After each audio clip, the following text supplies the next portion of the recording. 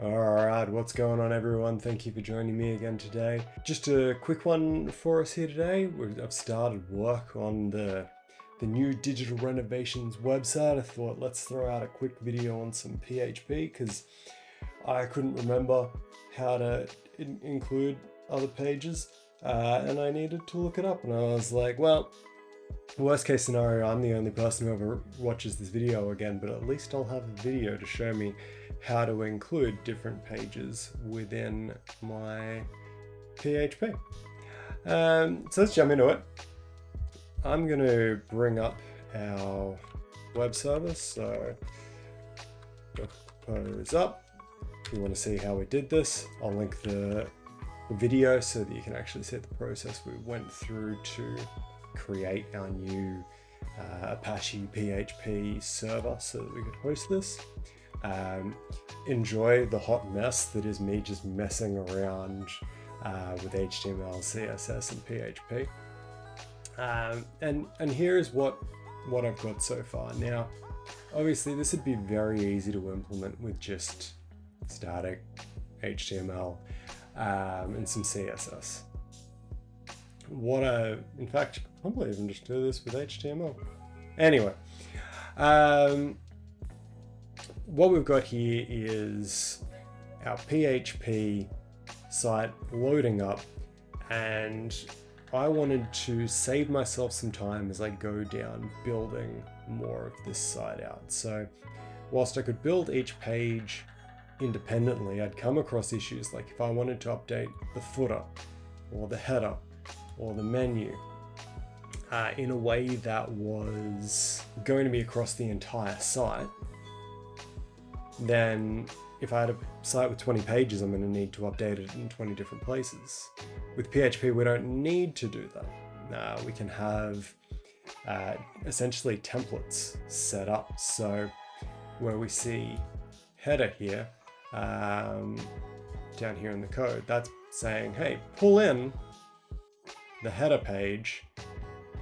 And when we look at our source over here, we can see this header section is what is in the header.php file. So when it renders out PHP, we just get that bit included.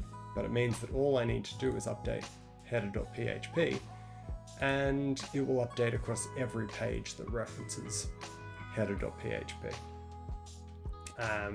So one of my least favorite things about browser, if you just go across, it'll leave that open and like sneak around the outside to avoid it.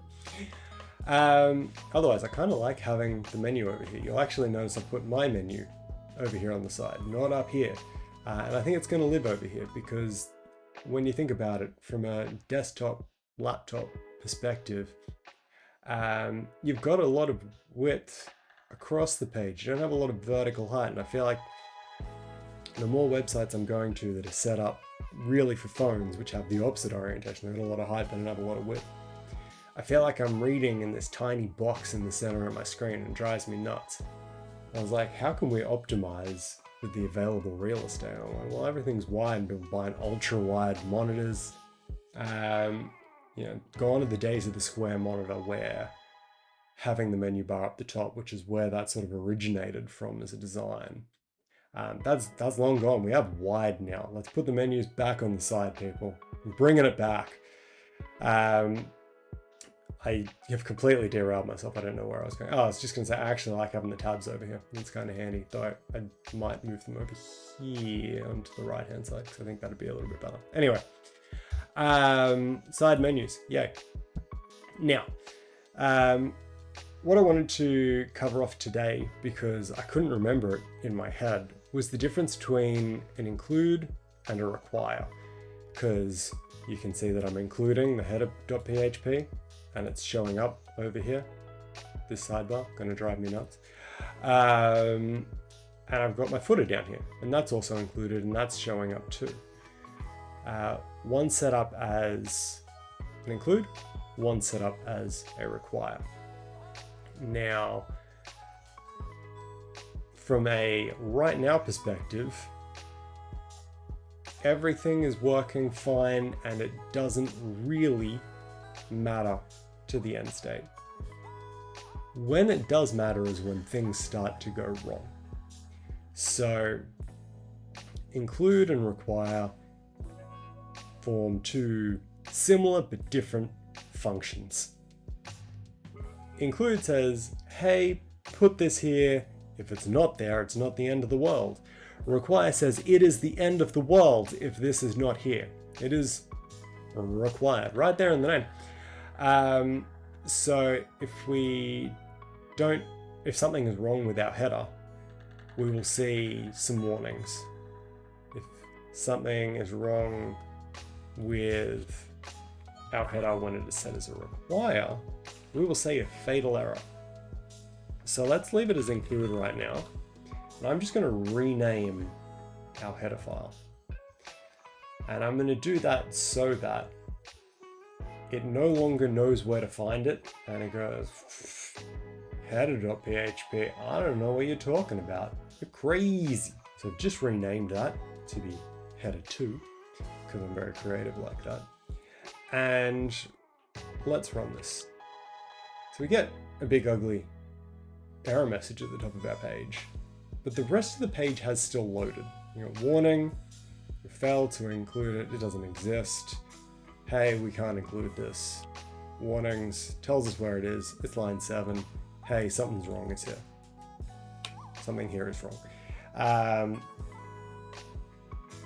And that's good. It's ugly. We don't want this situation to occur. But should something happen to that file, we don't want people missing out on everything else that's going on. But maybe we did. Maybe if this is a more complex application and it can't talk to the database because database.php or configuration.php is missing, maybe you don't want everything else to load. Maybe that's just going to make everything else break. Maybe we'd lose the ability to save files. Maybe it wouldn't be immediately obvious. There are reasons why you would want to have this as a breaking thing.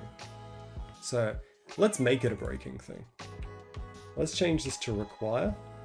Save, we'll jump back over here, and what do we get when we refresh the page? We can see now the page has not loaded.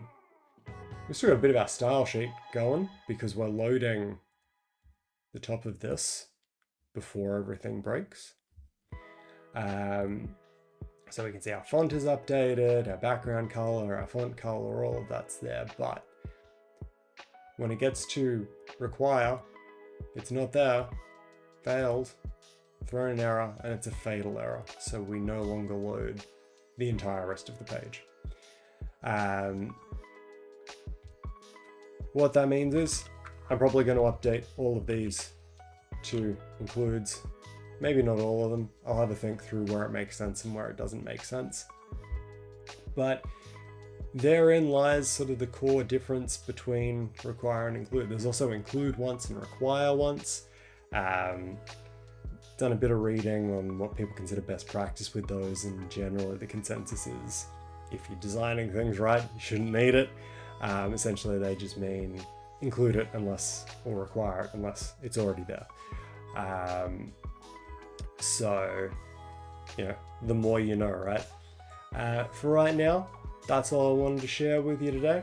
I've got another video in the works as well around looking at how we can implement text-to-speech through AI, run locally, and it doesn't require some crazy GPU setup.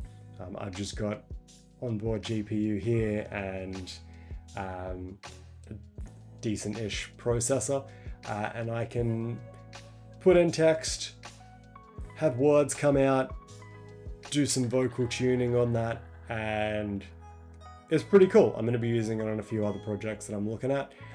So I'm going to share with you how to quickly and easily set that up probably next week. So until then, drop a like, drop a subscribe, leave a comment, you know the drill. Until next time, have a good one.